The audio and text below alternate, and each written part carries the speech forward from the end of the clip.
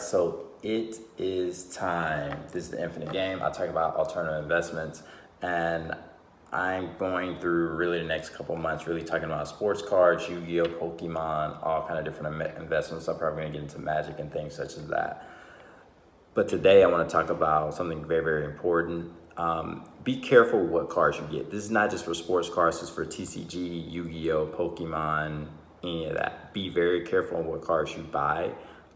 You want to focus more on the long term. Collectors are going to win in this game long term.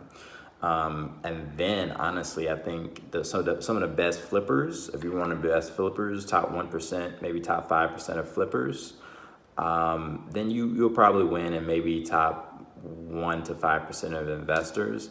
For the investor piece, I'm going to make another video of like how you really win the game, but it's just going to be very difficult for you to actually win. Because there's so many other things to really look at, right? They're making so many cards, and you have to buy non-duplicatable type assets. And yeah, it's great because people still want to buy cards, but there's going to be a point where people don't really want to buy cards. And still now is not the time, even though stuff is really dropped. I mean, there's so many new people who are so excited and interested in the hobby. And I think you should be looking to buy things now, doing research, saving money, and start looking at stuff to buy. But the truth of the matter is, when it comes to investing, especially in cards, Pokemon, Yu-Gi-Oh, Digimon, Dragon Ball Z, basketball, football, baseball, hockey, all of that, it's fine. If you're 25 years old or younger, you can do that, right? Like, you can make mistakes and you can recover, and it's not that big of a deal. But as you get older, it just gets more and more risky. And it's fine to make mistakes, but don't put yourself in a situation that it's gonna affect you 10, 20 years down the line. Don't do that. Now, if it's something and you screw up and it affects you for 6 months, that's fine, or a couple days or a couple weeks, do it, go after it. But be very, very careful, just because people just assume, oh, it's gonna turn around, it's gonna go up higher than ever. And certain things will go up and turn around and go up higher than ever. But that doesn't mean that other things that did go up won't go back down. And that's something that people really need to understand. Like, people are just out here, oh, it's gonna turn around. I don't know when, but it's gonna turn around this year. And it's like, maybe most of the stuff won't. Maybe a lot of the stuff will, but maybe many of the things won't, because they're chasing anything and everything, and you still have all these NFTs that are gonna be coming out. And yeah, Gary Vee's gonna be into it, but that doesn't mean that the market is maturing and his voice won't matter as much to most people, as more and more people get in this thing. So I think one of the things that people really need to do is think like a collector.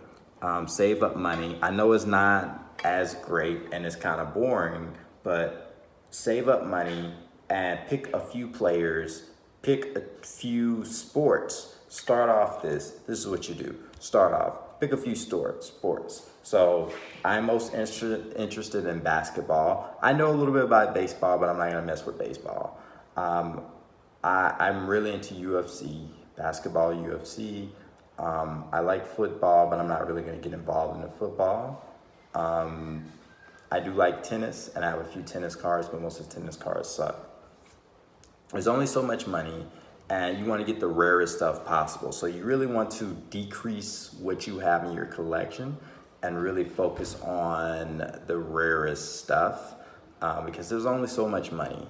And that's one of the focuses that people really need to key in on. There's only so much money, and there's it seems like an infinite number of cards. They're making new cards every single month, every single week. So pick a few sports, and then if you're getting into Pokemon, Yu-Gi-Oh, whatever, maybe pick one of those. I would say no more than 3 different things. And diversify across that. If you really make money, you're making hundreds of thousands of dollars, obviously you can let loose and do whatever. But if your capital is limited, I think you just need to focus on a few things.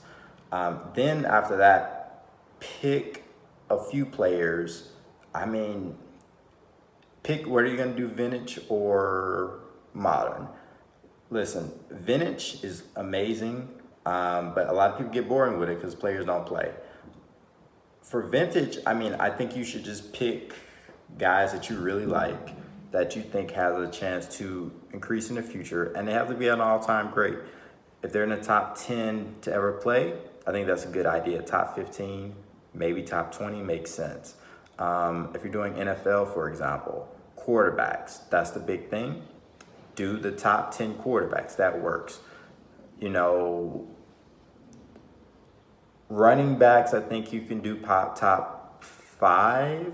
Like you can do Walter Payton, Jim Brown. You can do Emmitt Smith, Barry Sanders. Those are really the top 4. And then maybe LaDainian Thompson, Adrian Peterson. But they may not necessarily be good enough. But low pop count, so there still may be demand. But you know, I would say 4 for running backs, and then maybe you can get away with wide receivers. The only thing that really comes to mind is Larry Fitzgerald, Terrell Owens, you know, Jerry West, Randy Moss, and maybe someone else. Really for skilled players outside of quarterbacks, I don't think it's really worth the time or worth the money. But what I would say is that football do quarterbacks. I mean, as you're trying to do investments, and obviously top 5 is best, but if you can do top 10. The other thing is for baseball, I'm not 100% sure. Obviously, I think you just do the top 50 greatest all time. That makes sense. Willie Mays, someone maybe who can't afford their rookie card, do their second year card or something like that. The other one is, honestly, it probably makes more sense top 25, but vintage baseball is very expensive. Modern baseball, if I did baseball, I would do modern. I think that works better because stuff is much cheaper. And, you know, Soto, Acuna, Tatis, and Vlad Jr. will probably be my top 4. And I really wouldn't look at anyone else unless you think they're going to be better than them. Maybe Mookie Betts. Maybe one of those guys may not be good as Mookie Betts or Rafael Devers, who knows. The next one that I think people are going to tennis, I mean, if it's females, stick with really Serena Williams, Naomi Osaka. I don't really know anyone else. That's Maria Sharapova, but that may not come to fruition. Same with Venus Williams. But for males, I think it's only 3 guys. I think it's Roger Federer, not Rafael Nadal, and Novak Djokovic. Those are really the top guys you really should even focus on or putting any kind of money in.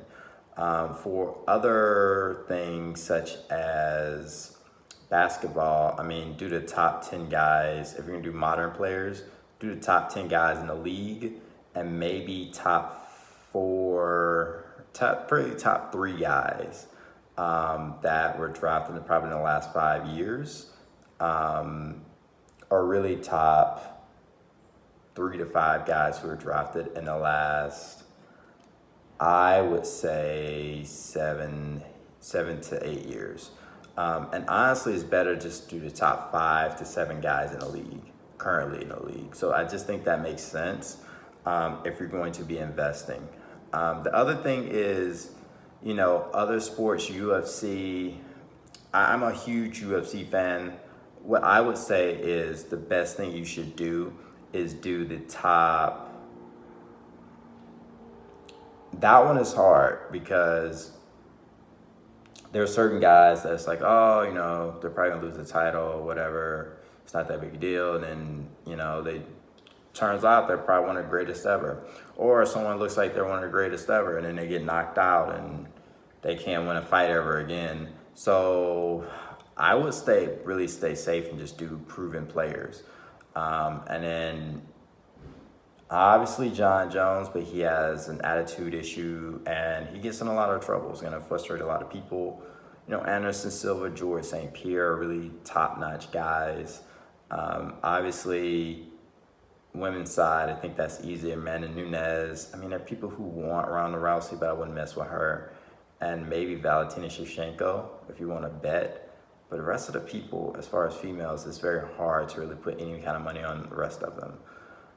But as far as men, I mean, current fighters is John Jones. He's still fighting and building his legacy. Other people, I mean, I think Francis Ngannou, and then I think Francis Ngannou, and I think the other established players, Israel Adesanya. Anyone else, I think, is a major gamble. I think it's Islam Makhachev or whatever. Maybe pick two guys or whatever that you want to kind of gamble with. But I wouldn't, I'll just be very careful. I'll probably do known fighters. You know, there's Conor McGregor, there's Khabib Nurmagomedov. You can put money in them. But I would be very, very careful just buying a bunch of stuff. I would just really just buy seal wax because UFC is more, anyone can get knocked out anytime or get caught in a triangle or something like that. So I really wouldn't be buying specific guys. I would just be buying the sets that these guys are in and buy the seal wax. And if you don't know what seal wax is retail or hobby boxes that has packs of cards that have never been opened. So if you go to a retail and they get see boxes of cards, that's seal wax. Or if you order online, you get the hobby box that has like more cards and it's more normally higher end possibly cards that you could pull. That's seal wax. The other thing is Formula One and things such as that. I would say definitely invest in things that you know and just be very careful with things such as that. Don't go too crazy about it. And yeah, I mean, if you like the video, please like, comment, subscribe, and please share with others. I'm definitely trying to move up the ladder and get more people to see this.